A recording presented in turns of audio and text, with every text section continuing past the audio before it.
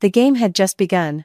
1 minute after the divorce decree was in my hand, I immediately cut off the $150,000 annual allowance for my sister-in-law studying in California. My ex-husband called, furious.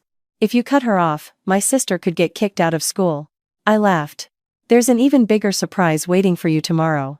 I held the divorce decree, the paper still warm from the court seal, but my heart was as cold as ice after a winter that had lasted 5 years. It had been only 1 minute, exactly 1 minute, since I was officially no longer the wife of the man named Ethan. I stood on the steps of the county courthouse. The June sun beat down on the asphalt, but my mind was strangely clear. There were no tears, no trembling, not a single shred of doubt. I opened my phone and dialed a number I knew by heart. James, cancel all of Ashley's allowances. On the other end, my personal assistant paused for a moment, then his voice became cautious. Understood. Ma'am. All of them, including tuition, living expenses, and the apartment lease? All of them. Block all accounts, effective immediately. Yes, ma'am. I understand. I hung up the phone. It had only taken 1 minute. For 5 years, I had supported someone who was not my own flesh and blood with over $150,000 annually. Now, all it took was a single sentence to end it. I looked up. Ethan was standing in front of me, still in his impeccable suit, still radiating his usual air of confidence. A faint winner's smile played on his lips. Claire, you finally came to your senses. He straightened his cuffs, his tone one of relief as if he'd just shed a heavy burden. You should have signed this 3 months ago. Why drag it out until now? But oh well, what's important is that it's over. I looked at him. The man I had once trusted so completely, the man I had once loved so deeply that I thought my entire life would be enough with just him. Don't worry. Ethan continued in a condescending tone. Even though you're not getting any assets, as a thank you for our 5 years of marriage, I'll transfer you $25,000 to get you started. $25,000. I let out a small laugh. 5 years of marriage exchanged for $25,000. If this were me 5 years ago, I might have been moved to tears. But now, I just found it incredibly amusing. So much so that I wanted to ask him in return. Who, exactly, is giving charity to whom? I glanced at the decree in my hand, gently stroking its cover. Ethan, I said slowly, I want to ask you one thing. He frowned slightly, but nodded anyway. Go ahead. Your sister Ashley needs over $150,000 a year for her studies in California. Do you know where that money came from?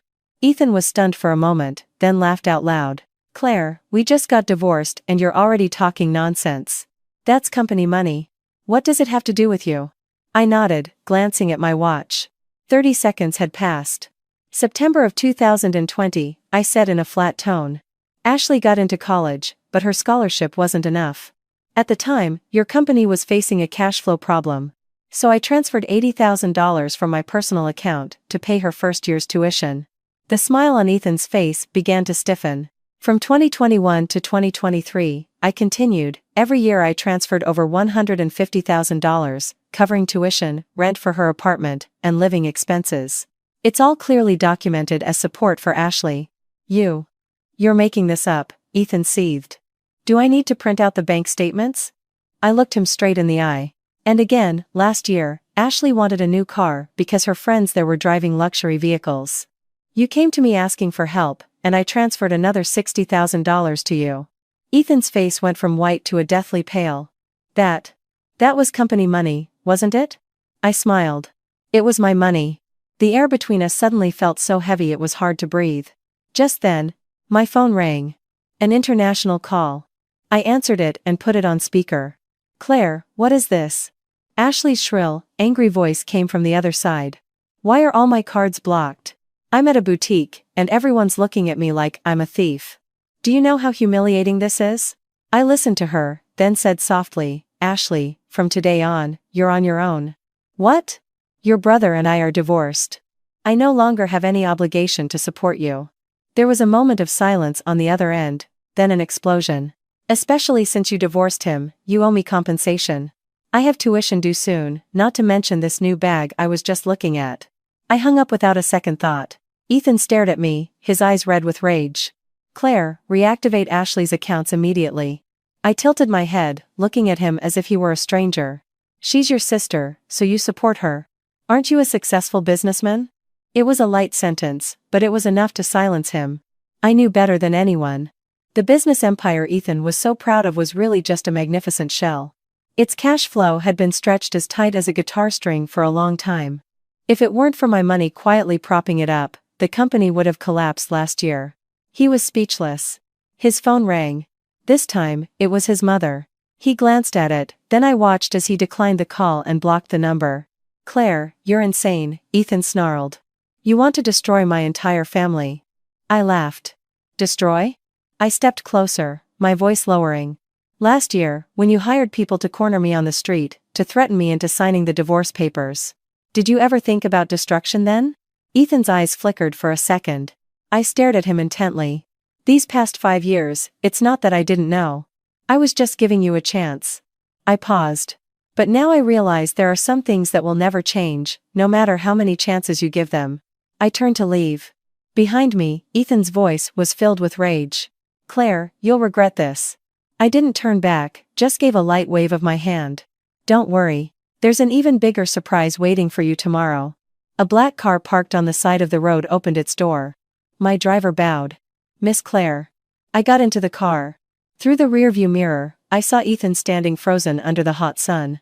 His expression shifted from anger, to confusion, and then slowly, to fear. He had no idea that this car was the cheapest of all the assets I owned. Just as he had no idea that the wife he'd underestimated all this time was never just an ordinary woman. I leaned back in the seat, closed my eyes, and took a long, deep breath. 5 years, finally over. But this was just the beginning. The car moved slowly through the midday traffic. New York City was as noisy as ever, but my heart felt strangely calm. As if after a long storm, I could finally breathe deeply without holding back. I opened my eyes and looked out the window. The buildings rushed by, familiar streets suddenly feeling foreign. Because from this moment on, my life had turned in a completely different direction. "Straight to the office, Miss Claire?" my driver asked through the rearview mirror. "Yes, to the office," I replied curtly. My voice was flat. The phone in my hand vibrated again. A text from an unknown number. "Claire, you're going to pay for this." I didn't need to guess. I knew it was from Ethan. I stared at the message for a few seconds, then replied with a single sentence. "The game has just begun." After sending it, I immediately blocked the number. No more words were necessary. The car stopped in front of a skyscraper in the heart of the city. The sun reflected off the large nameplate at its peak. 4 words, "The Sterling Group," gleamed. This was my company. A fact that, for 5 years, Ethan never knew. He always thought I was just a minor shareholder, an ordinary woman who only knew how to manage a household and occasionally inject some capital. He didn't know that all the investments that saved his company, all the contracts that helped him survive, had all passed through my hands. I stepped out of the car, and the automatic doors slid open. "Good afternoon, Miss Claire." The receptionists bowed in unison. I gave a brief nod and walked straight to the private elevator to the top floor. The elevator doors opened. My secretary, Linda, was already waiting with a stack of documents. "Miss Claire, the lawyer, Mr. Peterson, has arrived and is waiting in the conference room. Also, someone from Apex Innovations just called asking about this quarter's investment tranche." I kept walking. Let the lawyer wait 5 more minutes. As for the investment, delay it. Linda was momentarily stunned. "But according to the contract..." "I know what the contract says," I cut her off, my voice still light. "But it also includes a risk review clause in the event of major instability. Ethan just got a divorce. That is instability." Linda immediately nodded. "Yes, ma'am. I understand." I entered my office. The glass door closed behind me, and silence enveloped the room. I walked to the window, gazing down at the streams of traffic that looked like tiny dots. In my mind, I replayed the image of Ethan's frozen face in front of the courthouse. He still didn't understand what was happening, but soon, he would. "Miss Claire," Linda knocked on the door. "Mr. Peterson is ready." I turned and nodded. "Send him in." Mr. Peterson entered. He had a strong posture and a sharp gaze, the hallmark of a lawyer accustomed to handling complex cases. "Miss Claire, I've prepared the files." He placed a thick stack of documents on my desk. "I've gathered all the evidence of asset transfers by Mr. Ethan, falsified financial reports, and proof of his infidelity. If we take this to court, we can not only reclaim the assets but also sue for damages." I sat down and opened the file, flipping through the pages. The numbers, copies of bank statements, Photographs, it was all so clear and undeniable. What's the total loss? I asked. Mr. Peterson thought for a moment. At least $30 million. $30 million. I closed the file and placed it on the desk. I don't need the money. He looked slightly surprised. You mean? I want Apex Innovations to go bankrupt. The room fell silent for a few seconds. Mr. Peterson looked at me, his expression of surprise slowly shifting to one of seriousness. That will be far more complicated, ma'am. I know. It will take time, resources, and it might drag on. I'm not short on time. I looked straight at him. I just need the result. Mr. Peterson nodded slowly. Very well, ma'am. I'll get started immediately. As soon as he left, my phone rang again. This time it was my best friend, Chloe. Claire, is it done? Is the divorce final? Her voice was full of excitement. It is. Oh, thank God. Finally. We're celebrating tonight, my treat. I let out a small laugh. Sounds good. Oh, and did you cut off the money for Ashley? I did. I bet that girl is throwing a fit right now. I just got 3 irate voicemails from her, I said flatly. Chloe laughed heartily. Serves her right. All this time she's treated you like a walking ATM. I was quiet for a moment. It wasn't that I didn't know. It was just that, back then, I did it willingly. Claire, Chloe's voice suddenly softened. Are you okay? I looked out the window. The afternoon sun had begun to mellow. I am, I said, a single, short answer. But this time, it was the truth. Good, Chloe said. Now, it's his turn to pay for everything. I didn't reply, just smiled faintly and hung up. The afternoon passed quickly. Just as I expected, as the workday came to a close, the news began to break. Apex Innovations faces default risk. Partners delay joint ventures. Banks review loan agreements. I sat at my desk, reading each headline with a detached gaze. My phone buzzed. Ethan was calling. I looked at the screen, let it ring until it stopped, then declined it. A moment later, a series of texts came through. Claire, are you behind this? Why was the investment halted? Pick up the phone, we need to talk. I read them all, then deleted them without replying. 10 minutes later, the phone rang again. This time from a different number. I answered it. Claire. What are you doing? Ethan's voice was hoarse, clearly having lost his composure. What are you talking about? I asked lightly. The investment, the banks, the partners. It's all happening at once. You think I can't figure it out? I leaned back in my chair. Your company isn't doing well. Why are you asking me? Don't play dumb, he snarled. Claire, we were married, for God's sake. Do you have to take it this far? I was silent for a few seconds, then asked in return. When you were transferring all the assets so I would leave with nothing, did you remember we were married? On the other end, silence. I continued, my voice steady. When you were bringing other women to the office, to hotels, did you remember we were married? When you hired people to corner me on the street, did you remember we were married? I cut him off, not raising my voice, but each word felt like a sharp jab. On the other end, there was complete silence. After a long moment, Ethan's voice lowered. What do you want? He had finally asked the right question. I looked outside as dusk began to fall over the city. You'll find out, I said, then hung up, giving him no further chance to speak. That night, I stood alone in my office. The city lights spread out below me like a sea of man-made stars. I raised a glass of wine, swirling it slowly. The deep red liquid spun, reflecting the glittering lights. For 5 years, I thought if I just tried a little harder, was a little more patient, things would get better.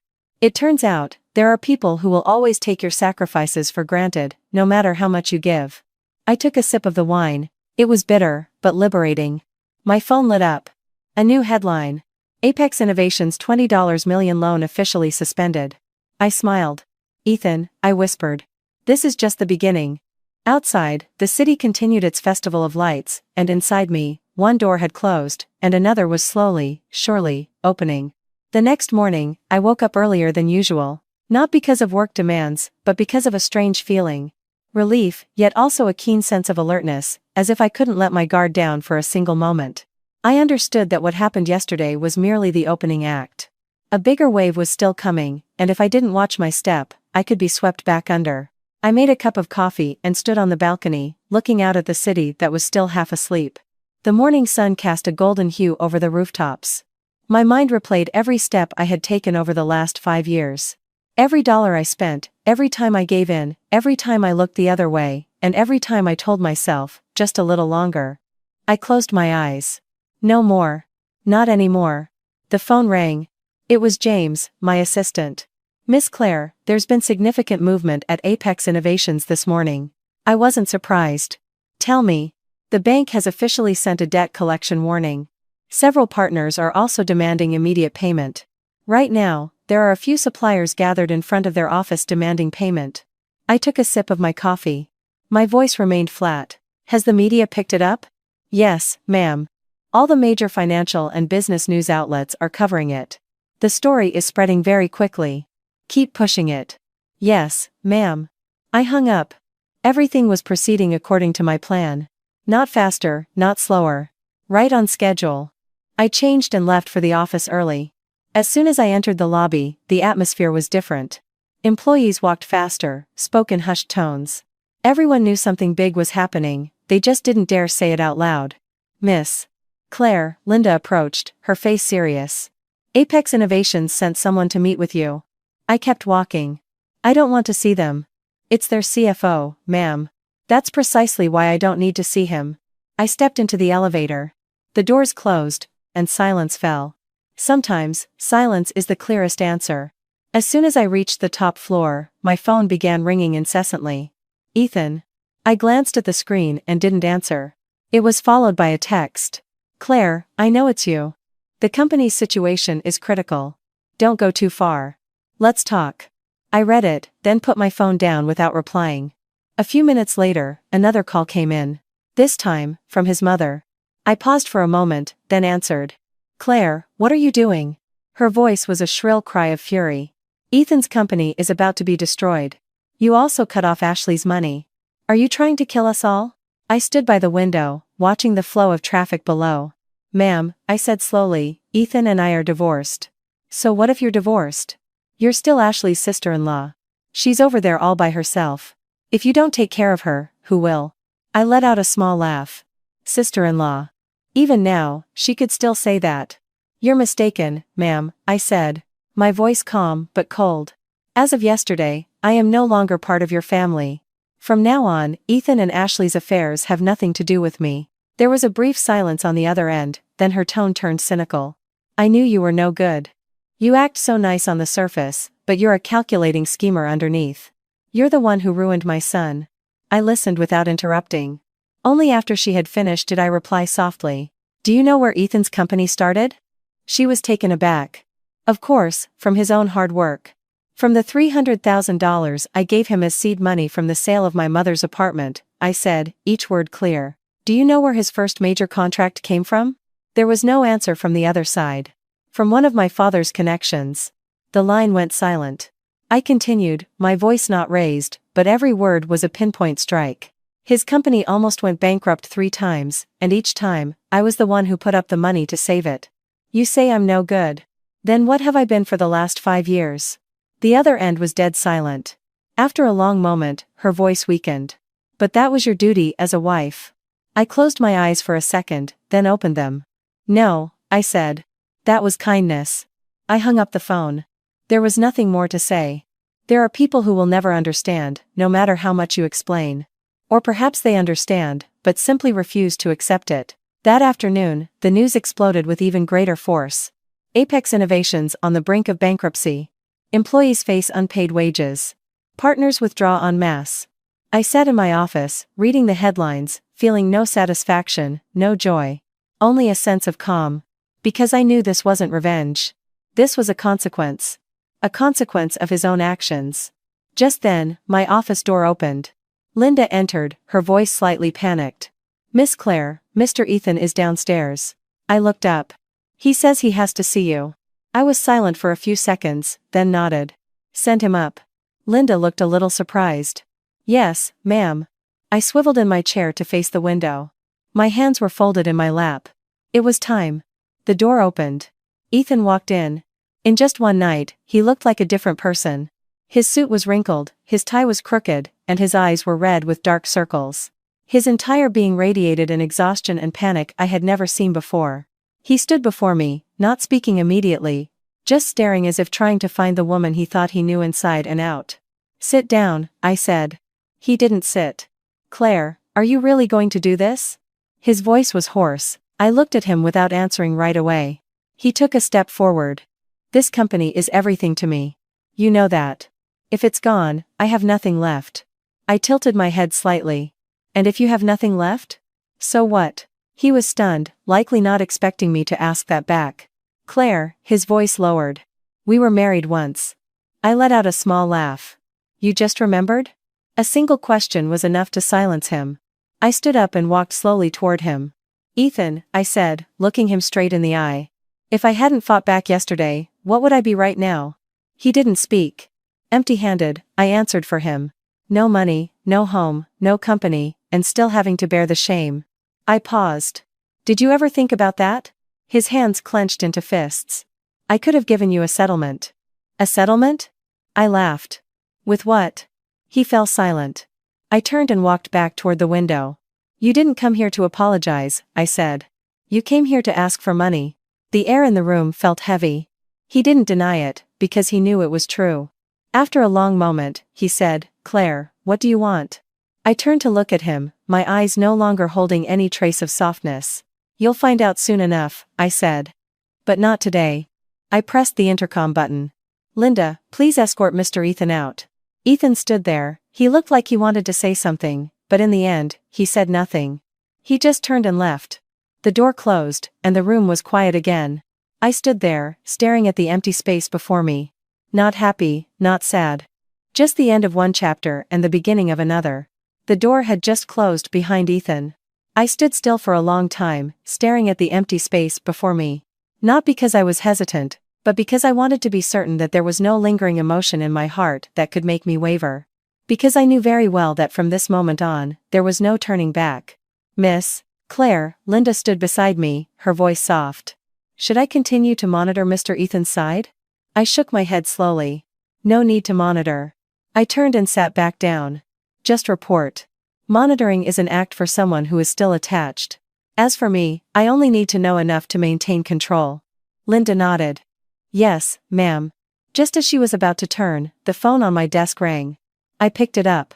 "Miss Claire, the bank would like to confirm some information regarding Apex Innovations loan." A man's voice on the other end was firm and clear. "What is their situation?" "They have been officially classified as a high-risk client.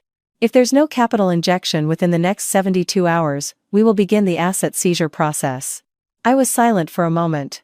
72 hours. 3 days. Enough time for a company to either survive or be completely destroyed. "Let it be," I said. "No intervention is necessary." "Understood, ma'am." I hung up the phone. In my mind, every number and deadline appeared with the clarity of a pre-drawn map. I didn't need to guess. I knew exactly what would happen next. That afternoon, I left the office early. Not to rest, but to visit a place I hadn't been to in a very long time. My mother's old house. The iron gate was the same, its paint peeling.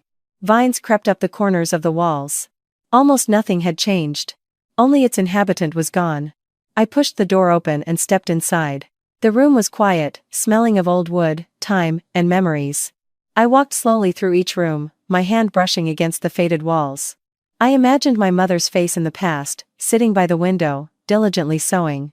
"Claire, money isn't everything," her voice seemed to echo here. "But if you have it, don't ever let anyone use it to oppress you." I paused, closing my eyes for a moment. I didn't fully understand that sentence back then. Now, I did. I went into my mother's bedroom, opened a drawer, and took out a small wooden box. Inside were documents, a property deed, and her will. I hadn't opened it in the last 5 years. Not because I didn't dare, but because I didn't feel the need. But today, I opened it. Every line of writing was clear and firm. All of my mother's estate was left to me, including this house and a number of shares in a company Ethan had never known about. I let out a small, light laugh. It turned out that from the very beginning, I had more than he ever imagined. I had simply chosen to remain silent. I closed the box and took it with me. By the time I left the house, it was starting to get dark. The streetlights had just come on, casting a pale yellow glow on the small street. I paused for a moment at the gate, looking back inside. "I understand now, Mom," I whispered, then walked away. That night, I didn't go back to my apartment. I went somewhere else, a lavish restaurant at the top of a skyscraper, a place where I could see the entire cityscape at night. Chloe was already waiting there. You finally made it, she waved. I approached and sat down. You look completely different, Claire. Different how? That foolish, patient look is gone. I laughed. A bit harsh, but true. Chloe shrugged. I can't believe you put up with him for so long. Now that I think about it, I get angry for you. I didn't argue, because she was right. The waiter brought our food. We ate and chatted, the atmosphere much more relaxed. So, anyway, Chloe leaned in.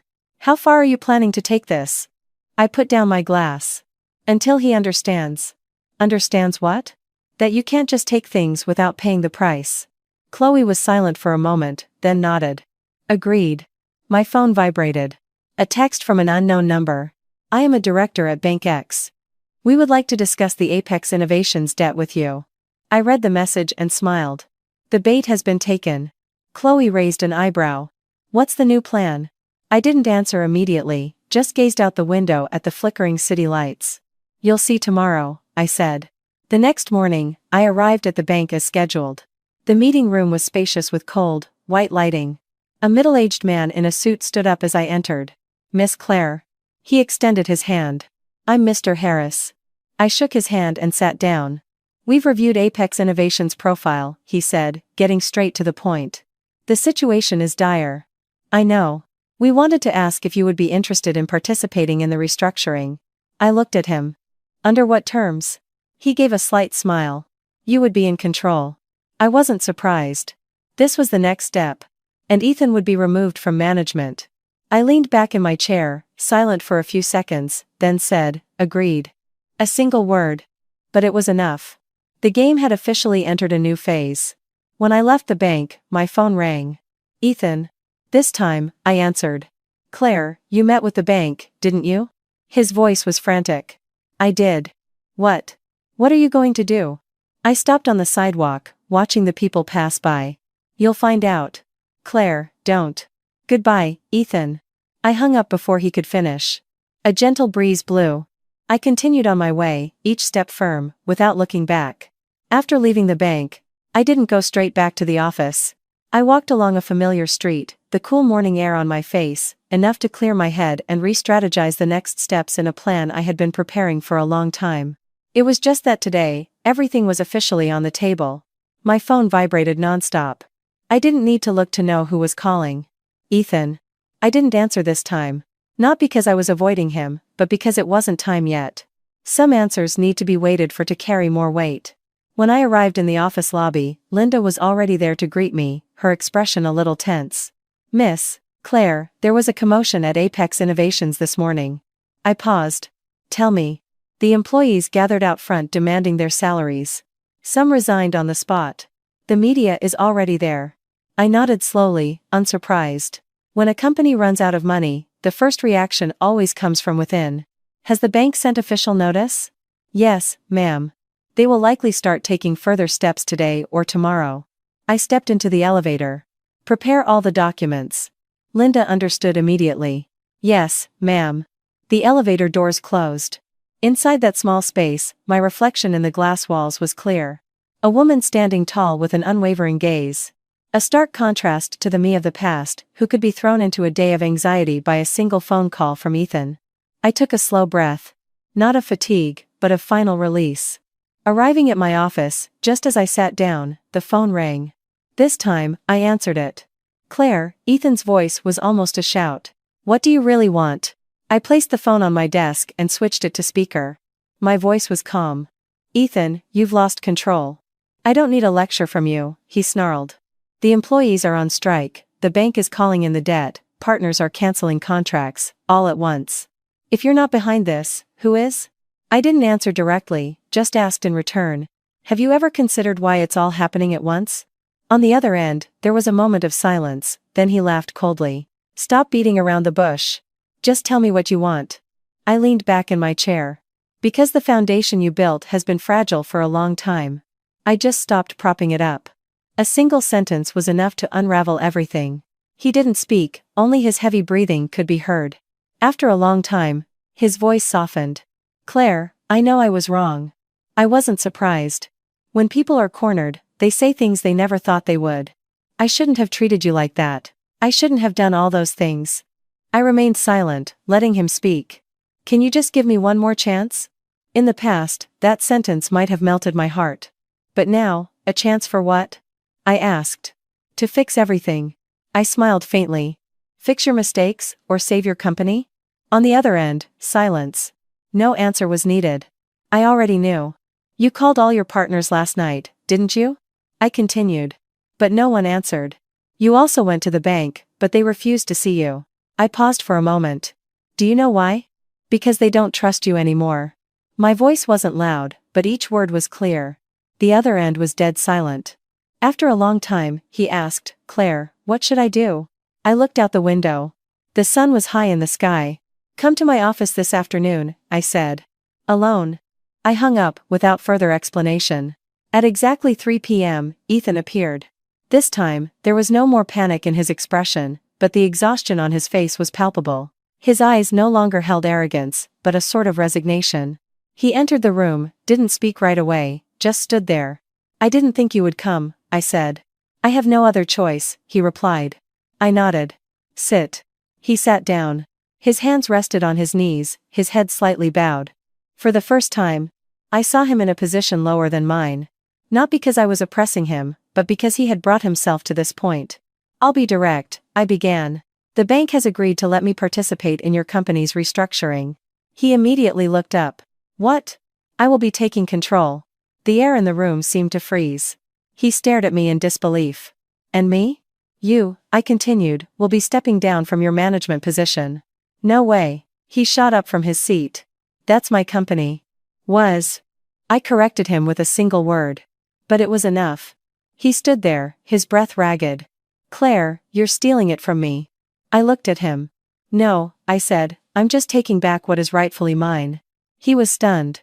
I opened a drawer, took out a stack of documents, and placed them on the desk. Have a look.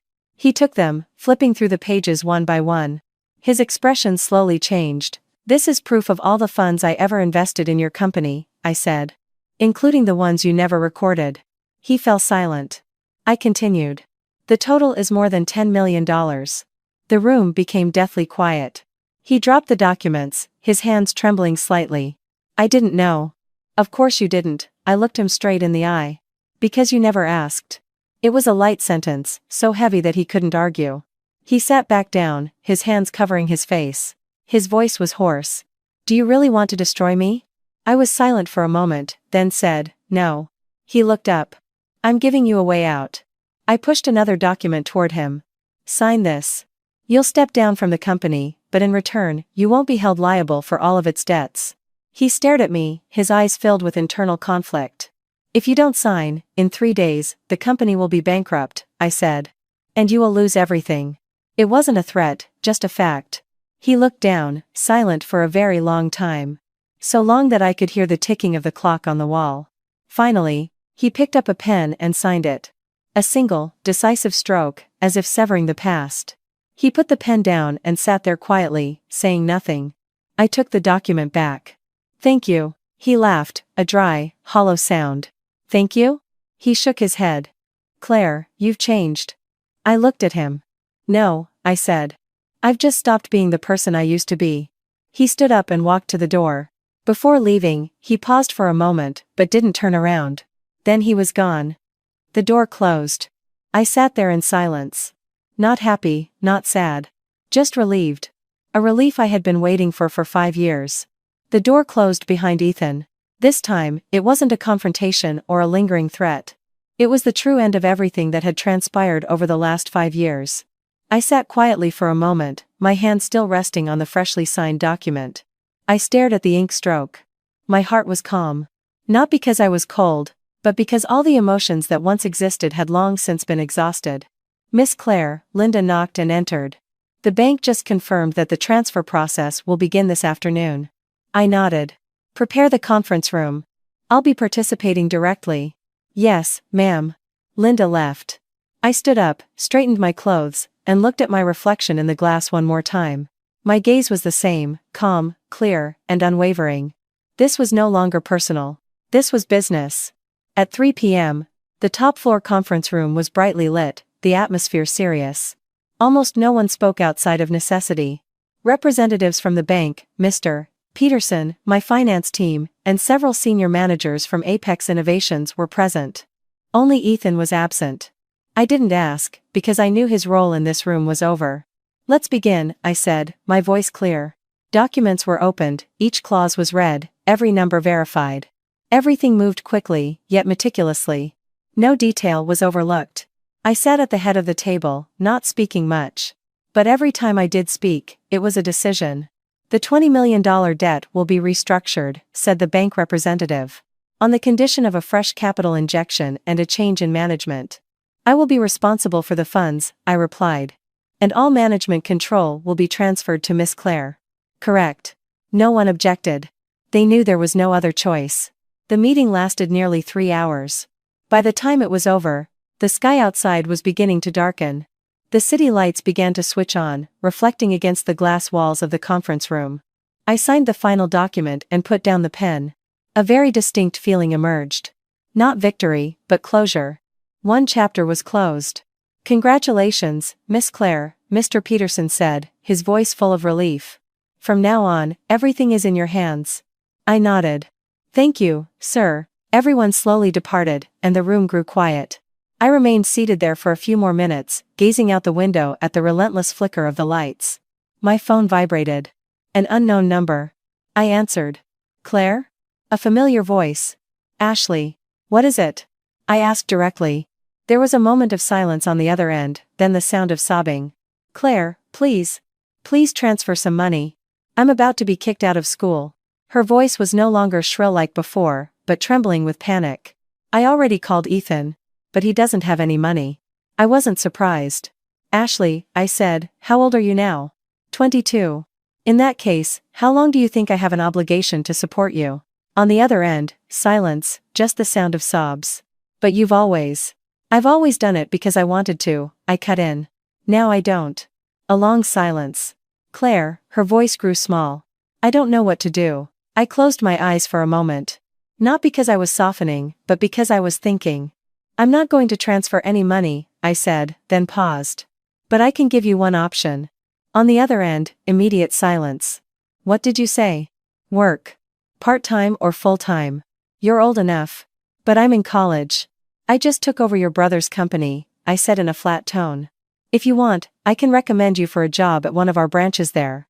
There was no sound from the other end, perhaps disbelief. "Earn your own money, pay your own tuition," I continued. "No one is going to support you anymore." After a long moment, Ashley whispered. "Claire, are you really not going to help me anymore?" I opened my eyes, looking out at the city. "No," I hung up without hesitation.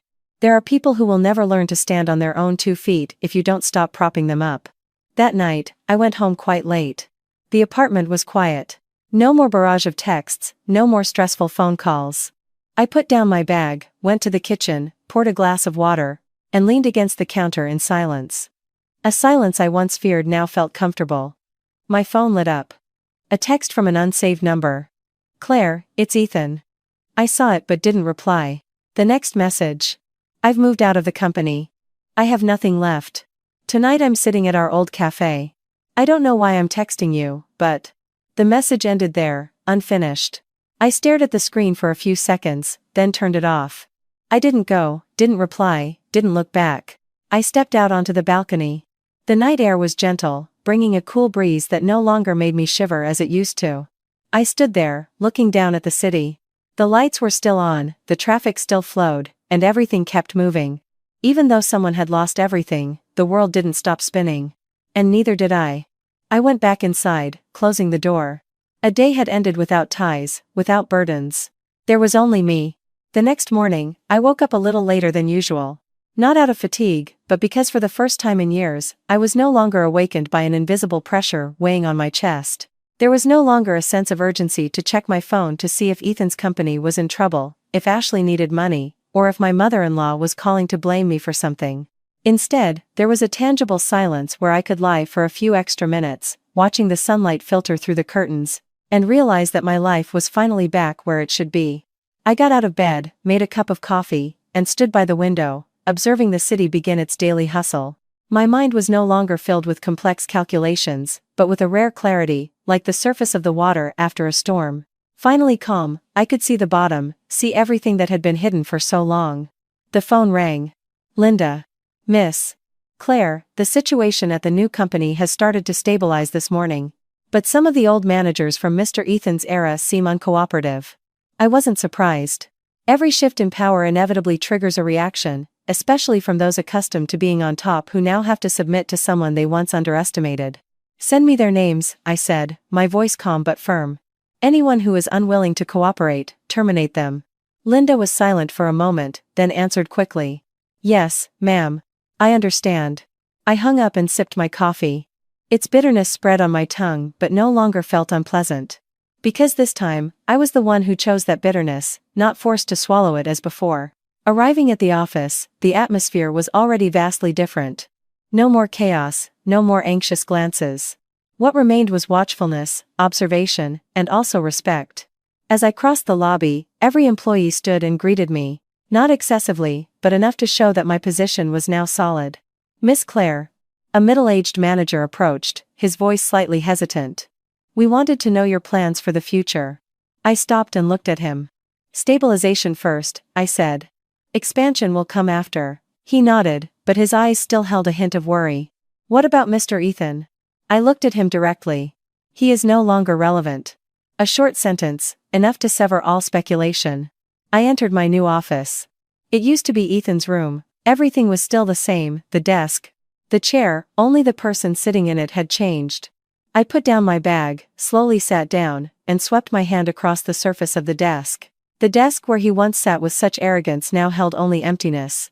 I didn't want to seize this position, but the position itself had returned to where it belonged. In the afternoon, while I was reviewing reports, the phone rang. Chloe. Claire, I just heard the news. What news? You took over his company. That's insane. I thought you were just joking. I smiled faintly. It wasn't a joke, it was a plan. Chloe was silent for a moment, then laughed. Awesome. He had it coming. So, anyway, are you relieved? I looked out the window. The sunlight streamed into the room, bright but not glaring. Relieved, I answered. More relieved than I ever imagined. After hanging up, I continued with my work. The numbers, the business plans, everything seemed clear, no longer distorted by emotion or consideration for others. Everything was back to its essence. Logical, factual, and transparent. As the afternoon wore on, Linda entered, her expression slightly hesitant. Miss Claire, there's someone here to see you. Who? Mr. Ethan. I wasn't surprised, just asked. What did he say? He said this would be the last time. I was silent for a few seconds, then nodded. Send him in. Not because I wanted to see him, but because some things need to be ended completely. Ethan entered. This time, there was no suit, no polished appearance, just a simple shirt that was slightly wrinkled. His face was weary, his eyes no longer reflecting a struggle, but a profound exhaustion. He stood in front of my desk, not sitting down. I won't be long, his voice was heavy. I didn't speak, just waited. I just want to ask one thing. I gave a short nod. If I hadn't done all of that back then, would things be different now? A simple question that came too late. I looked at him without flinching. Yes, I answered. They would be very different. He laughed, a very faint but bitter smile. I thought so. Silence for a few seconds. Then he continued in a lower voice. Claire, I'm sorry. I didn't react. Not because I didn't hear him, but because that apology should have come a long time ago. I know it doesn't mean anything now, he continued. But I still wanted to say it. I looked at him and gave a brief nod. I know. Just one phrase. Not forgiving, not hating, just an acknowledgement. He stood there for a few more seconds, then turned. Before leaving, he stopped. Claire. I didn't turn my head. I'll take care of myself. I didn't answer. The door closed. This time, it was truly the last. I sat there, looking at the empty space before me. There was no turmoil in my heart. No satisfaction, no regret. Only a profound calm, like when someone has completed a long journey and can finally stop without needing to look back. Outside, dusk began to fall. The city was lighting up again. Another day was ending. But this time, it wasn't the end of a series of sufferings, but the continuation of a new life. A life where I was no longer a shadow, no longer a silent supporter, but the person in control of my own path. I stood up and walked out of the room. The corridor lights were bright. Every step I took felt steady. Not slow, not rushed. Perfectly in rhythm. After Ethan left, I didn't immediately return to work. I stood for a moment in the corridor, under the lights that stretched out straight, like the path I was now on. Clear. Firm, with no more room for the doubt that had held me back for so long. I took a deep breath and continued walking. Each step felt more solid, as if it had been contemplated for a long time. In the following days, the company slowly stabilized. Not a false stability that masked problems, but a restructuring from the roots up. Every department was reviewed, every expense made transparent, every position filled by the right person. I didn't try to change everything overnight. I understood that something built too quickly can easily collapse. I chose to walk slowly but surely. Like the advice my mother gave me when teaching me to sew, the stitches must be neat, the thread must be strong, so the garment will last. Miss Claire, Linda handed me a stack of reports. The financial situation this week has improved. The cash flow is starting to become positive. I flipped through the pages. The numbers were no longer red, but were beginning to balance, even showing small growth. A change significant enough to prove that the direction I had taken was correct. Maintain this rhythm, I said. No need to rush. Linda nodded. Yes, ma'am. She hesitated for a moment, before adding, oh, and there's news about Mr. Ethan. I paused. What news? He has sold his apartment, moved, and is reportedly looking for a job. I was silent for a few seconds. Not surprised, but not entirely indifferent either. All right. Just one word. No further questions, no comments. Linda understood and excused herself. I continued with my work, but for a moment, an image of the old Ethan flashed in my mind. The man who was always convinced the world was in his grasp. And in just a few days, everything had crumbled. Not because someone else destroyed it, but because its foundation was never strong to begin with. That afternoon, I left the office early. Not for any urgent matter, but because I suddenly wanted to drive around the city with no destination. Just driving slowly through familiar streets, watching people pass by, a sea of strangers, and realizing that life never revolves around any single person. Whatever we lose or gain, life goes on without waiting. I stopped at a small cafe, chose a quiet corner, ordered a black coffee, and sat doing nothing. Just staring out the window, at the descending dusk, at the silhouettes of people walking by. Each with their own story, their own life. No one knowing each other, no need to know each other. My phone vibrated. A text woman at Tao. I opened it. Claire. I started my job. I read it, not replying immediately. The next message came. At a restaurant. The pay isn't great, but I'll try. I stared at the screen for a few seconds, then typed a reply. Good. Just one word. No encouragement, no reprimand, but enough. Enough to make her understand that this was a path she had to walk on her own. I put my phone down and sipped my coffee. The familiar bitter taste, but this time there was a hint of sweetness at the end. Very faint, but real. That night, when I arrived home, the city was bathed in light. The lights from the buildings across the way streamed through the balcony window, creating patterns of light and shadow. I stepped outside and stood for a moment.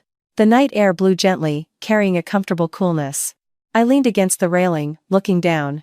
The flow of traffic was still relentless. Like time. My phone lit up again.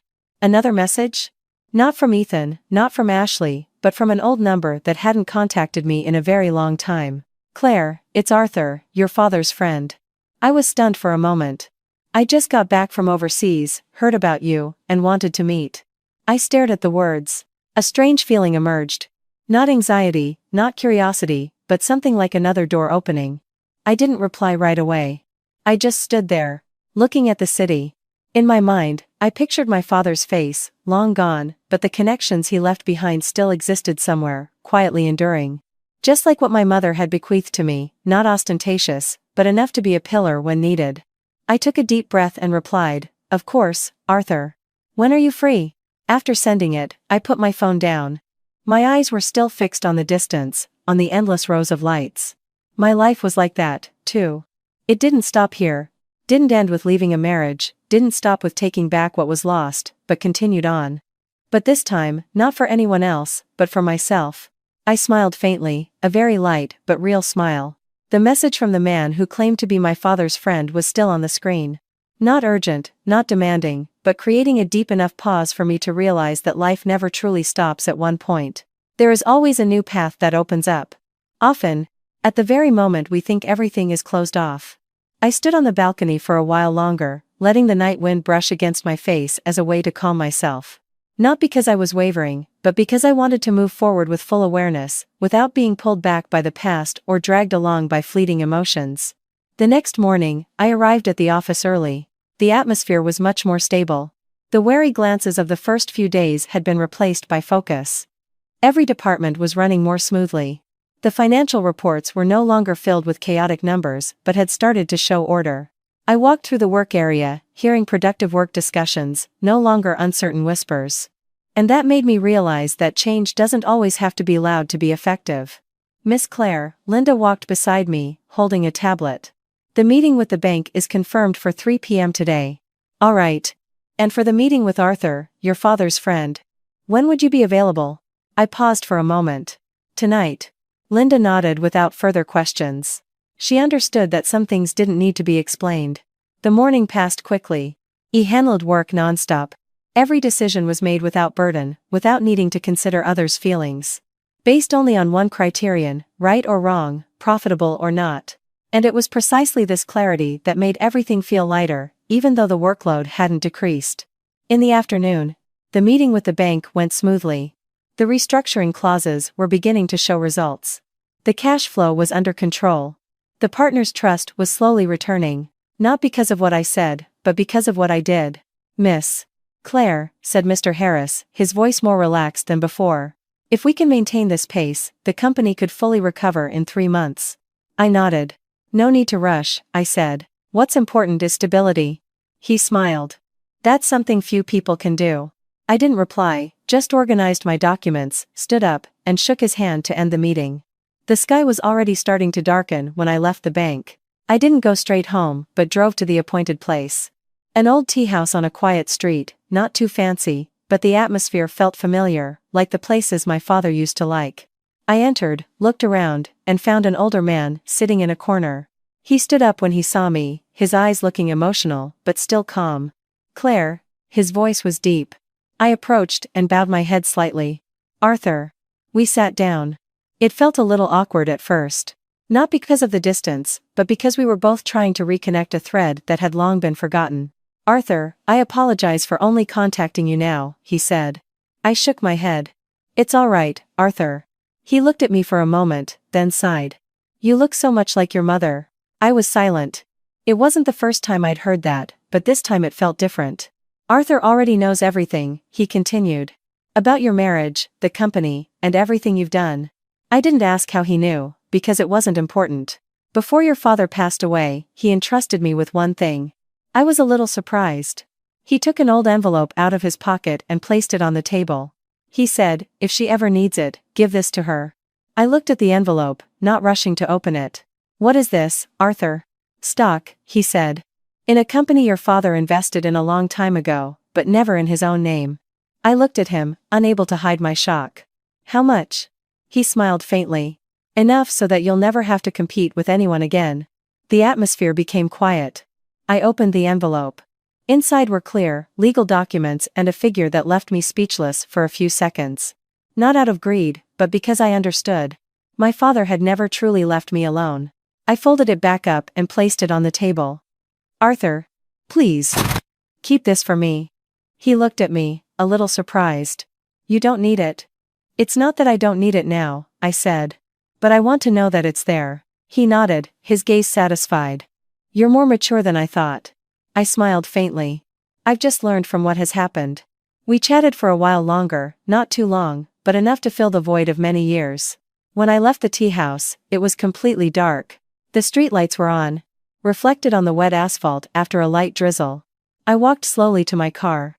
My heart was neither heavy nor light, but perfectly balanced. As if everything was finally in its rightful place, my phone vibrated. A text from Ethan. I got a job. I saw it but didn't reply. The next message, it's not a high-level position, but it's enough to live on. I read it, then turned off the screen. Not because I was cold, but because there was no longer any reason to continue any conversation. I started the car. The car moved slowly through the bright streets.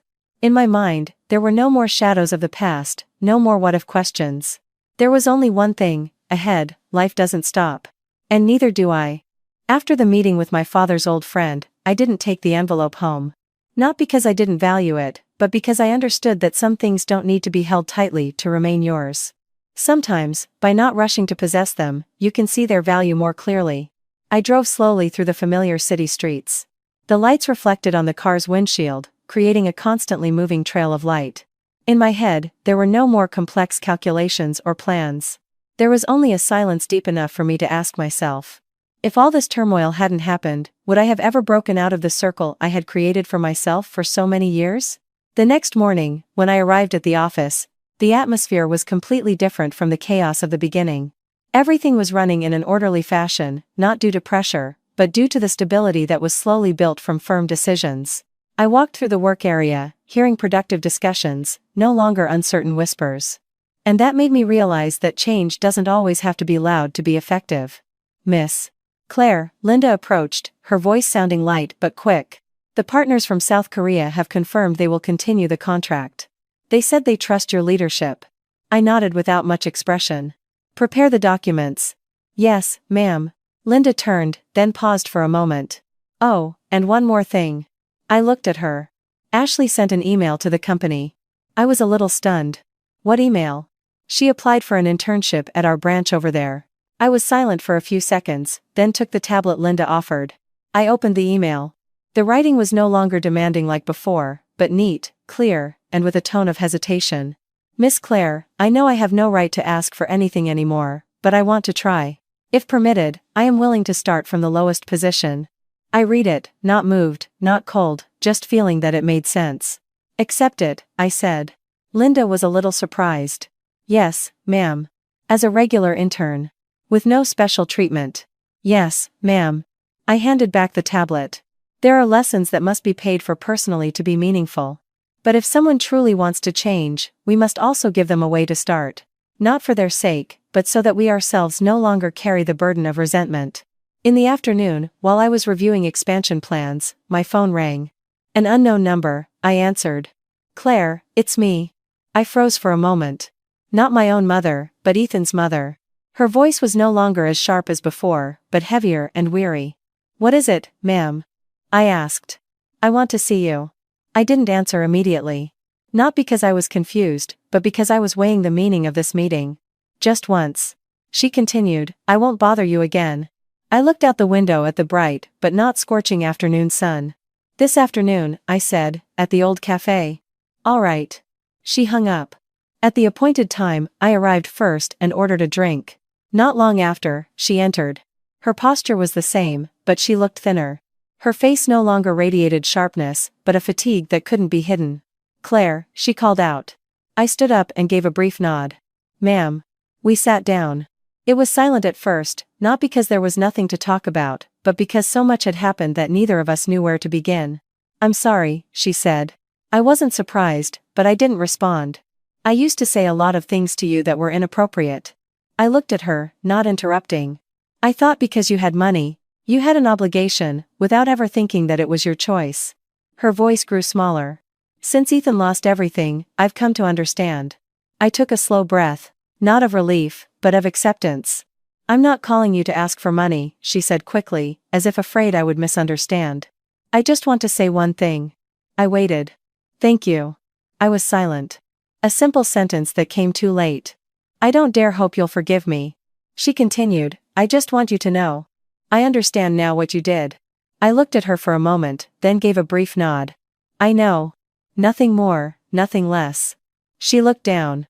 Ethan too. He's trying. I didn't ask. I don't expect you to come back, she said. I just hope you live well. I smiled faintly. I am living well, ma'am. She nodded, her eyes slightly wet, then stood up.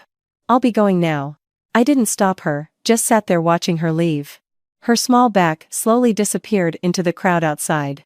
I didn't feel satisfaction, nor pity.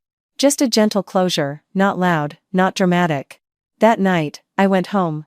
I opened the door, the lights came on, and the room felt familiar and quiet. There were no more echoes from the past. I put down my bag, walked to the balcony, and looked down at the city. The lights were still spread out endlessly. My phone lit up. A message from Arthur. Claire. I'll finish all the procedures this week. The stock will be transferred to your name. I saw it and replied. All right, Arthur. I'm ready. After sending it, I put my phone down and took a deep breath. I was no longer in a hurry, because for the first time, I knew exactly where I was going. The days following the meeting with Ethan's mother passed in an orderly fashion. No more major upheavals, no more unexpected surprises, but there was a different feeling. Like the surface of the sea after a storm, no longer wild waves. Just small ripples that served as a reminder that things were once so tumultuous, but were now in the past. I continued to work as usual, handling company affairs, but in my heart, no part of me was pulled backward. That morning, while I was reviewing the market expansion plan, Linda entered with a slightly different expression, not tense, but thoughtful. Miss Claire, there's something I think you should know. I looked up. Tell me. Mr. Ethan had an accident. I paused for a moment. Not in panic, but in shock. Is it serious? Not life-threatening, Linda replied. But he broke his arm. He's in the hospital now. I was silent for a few seconds. The news didn't make me sad, but it didn't leave me entirely indifferent either. After all, he was someone I had walked with for a long time, even if that path ended badly. All right, I said. Thank you for the information. Linda nodded and left. I returned to the document in front of me, but my gaze was no longer fully focused on the numbers. For a fleeting moment, I pictured the recent Ethan, no longer an arrogant man, but someone learning to start from scratch. And now, another trial had come. I put down my pen, looked out the window, and didn't think for too long. In the afternoon, I left the office early. I drove to the hospital.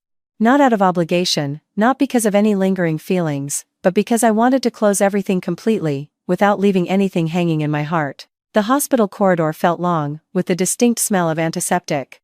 I walked slowly, asked for the room number, and then stopped in front of a door with his name written on it. I stood there for a moment without hesitation, then pushed the door open and entered. Ethan was lying in bed, his arm in a cast, his face a little pale. When he saw me, he was stunned, clearly not expecting me to come. Claire, his voice was hoarse. I closed the door and approached. How are you? It's fine, just a small accident. I nodded, pulled up a chair, and sat down. The air between us was no longer tense, no longer heavy. There was just a strange silence, like two strangers who shared a past. I didn't think you would come, he said. Me neither, I replied. He smiled faintly, a smile that was no longer forced.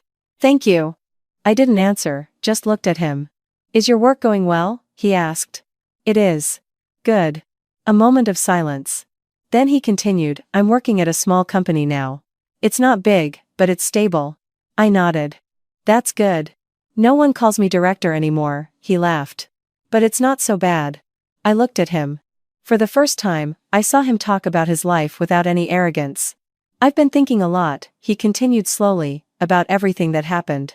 I didn't interrupt. I used to think that having money and a title was enough. He stared at the ceiling. It turns out, none of that can hold on to anything. I took a slow breath. Not in agreement, but in understanding. Claire, he turned his head. Are you happy? An unexpected question. I thought for a moment, then answered. Yes. Not a long answer. Not a beautiful one, but an honest one. He nodded, his gaze softening. I'm glad. We didn't talk much more, didn't bring up the past, didn't dig up old wounds. Because we both understood that some things were over and didn't need to be discussed to prove anything. I stood up. Get some rest. He nodded. I will. I turned and walked to the door. Before I left, he called out, Claire. I stopped. Thank you for not completely destroying me. I didn't turn around, just said, I didn't destroy you. I paused. You did it to yourself. Then I stepped out. The door closed. The corridor was still long and bright. I walked, not fast, not slow, but my heart felt a little lighter. Not because I had forgiven, but because there was nothing left to hold on to. Leaving the hospital, it was late afternoon. The golden sunlight spread across the streets. I paused for a moment, took a deep breath, and continued on my way. My phone vibrated. A message from Linda. Miss Claire. The new contract has been signed. I saw it and smiled faintly. Good. Just one word, but it was enough. Life goes on, and this time, I was walking at my own pace. Leaving the hospital, I didn't rush back to the office. I drove slowly through some familiar streets, not to search for something lost, but to feel more clearly that everything had truly changed. Something that once caused me so much pain it was hard to breathe was now just a distant memory, no longer having the power to pull me back. This quiet change was what made me realize how far I had come. In the following days, the rhythm of my life became so stable it was predictable. Mornings at the office, afternoons in meetings, evenings at home. No more sudden calls or messages that made me stop in my tracks. And in that regularity, I slowly understood something I had never realized before. Peace isn't something that comes on its own, it's the result of many firm decisions. Miss Claire, Linda entered the room.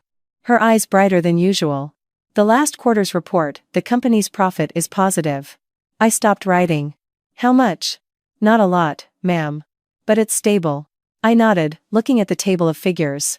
The numbers were no longer an emergency red, but showed a system running healthily. And that was far more important than a large short-term number. Maintain it, I said. Yes, ma'am. Linda smiled. This time, it wasn't a tense smile, but one full of confidence. She left me alone in the familiar office. The sunlight streamed through the window, illuminating the desk and neatly arranged documents. I suddenly realized that this room had finally, truly become mine. Not because I seized it, but because I deserved it. That afternoon, I received a call from Ashley. I looked at her name, hesitated for a moment, then answered. Claire, her voice was no longer as weak as before, but more steady. What is it? I want to say thank you.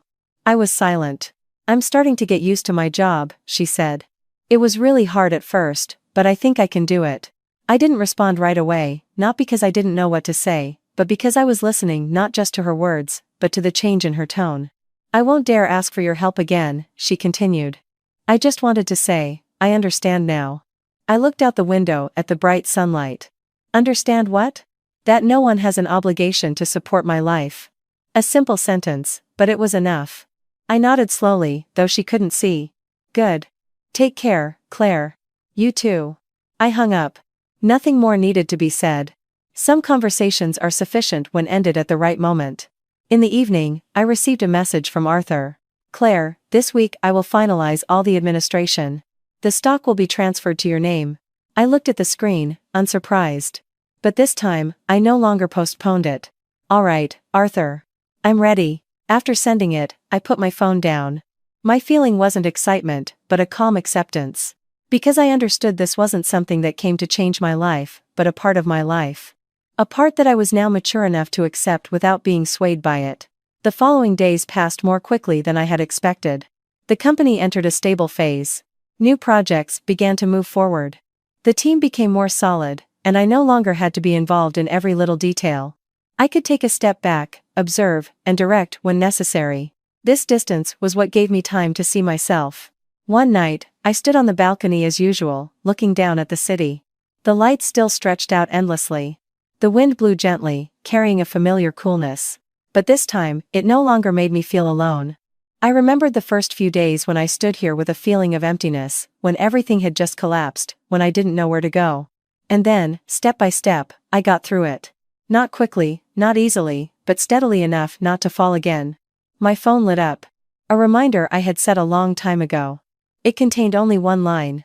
Don't forget who you are. I looked at the words and smiled faintly. Not because I had just remembered, but because I no longer forgot. I turned off the screen and looked up at the night sky. There weren't many stars, but enough to see that above all the man-made lights, there was a universe far vaster. I no longer needed to prove anything to anyone, no longer needed to maintain a position in someone else's life, no longer needed to sacrifice for recognition. I just needed to live according to what I had chosen. And this time, I chose myself. The final days of the year arrived quietly, just as my life was slowly finding its stable rhythm after all the turmoil. I no longer measured time by major events, but by the mornings I woke up with no weight on my chest, the afternoons I could finish work on time, and the nights I stood on the balcony looking at the city with no unanswered questions in my mind. It was this simplicity that I had never valued before. The company, after nearly half a year of restructuring, no longer looked like a building on the verge of collapse. It had become a system that ran clearly and transparently. Every department knew what to do. Every person understood their position. I no longer had to be present at every meeting or handle every minor issue. I could take a step back, observe, and direct. Not because I was letting go, but because I had built a foundation strong enough to stand on its own. Miss Claire, Linda entered the room with a faint smile. The year-end report exceeded the target. I took the document and opened it page by page. The numbers were not just good, but also stable. No strange spikes, no holes to patch. And that was what mattered most. Good work, I said. Linda bowed slightly. Thanks to your guidance, ma'am. I shook my head slowly. Thanks to everyone's hard work. She smiled and left me alone in the familiar office. The evening sun streamed in, no longer harsh, but gentle, just as my life had also softened after passing through hard days. That afternoon, I received a message from Ashley. Claire, I've been hired as a permanent employee. I read it, unsurprised, but paused for a moment. The salary isn't great, but I can live independently. The next message came. I saw it and typed a reply. Good. Keep trying. Not long, but enough. Some relationships don't need to go back to how they were, it's enough for them to continue in a different way. A week later, I received an invitation to the opening of a small company. The sender's name was Ethan. I held the invitation card, staring at the clearly printed words. Not fancy, not grand. Just a simple invitation with no personal message. I didn't make a decision right away, just placed it on my desk. On the day of the event, I worked as usual, handling meetings, signing documents. Everything went on as a normal day. But when evening came, I stood in front of my desk, looked at the invitation once more, and then took it. Not because I felt I had to go, but because I wanted to close everything completely. The opening event wasn't large. Just a small office space, a few desks and chairs, some potted plants, and a brand new nameplate. I entered, and no one noticed me at first until Ethan saw me. He was stunned for a moment, then approached. Claire, his voice was calm. No more haste, no more tension. Congratulations, I said.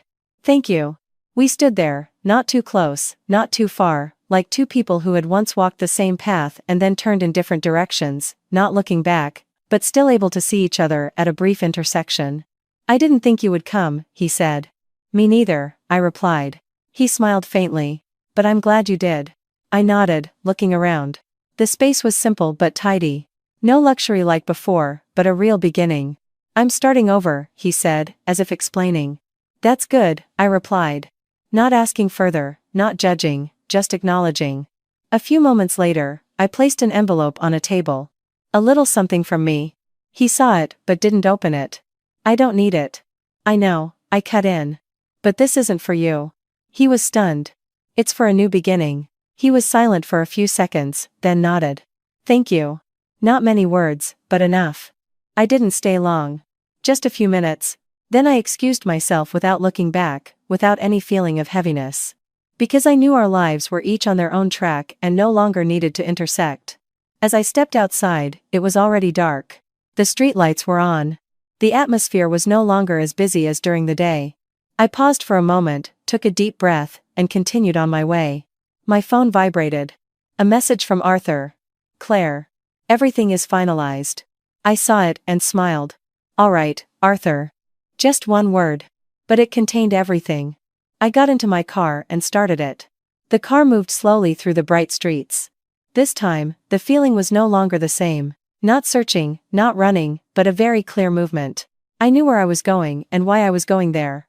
Arriving home, I stepped onto the balcony. A habit that had become part of me. Looking down at the city. The lights still stretched out endlessly, but this time, I no longer felt small in their midst. I stood there for a very long time, not thinking about the past, not worrying about the future, just being in the present moment. And in that moment, I understood one very clear thing.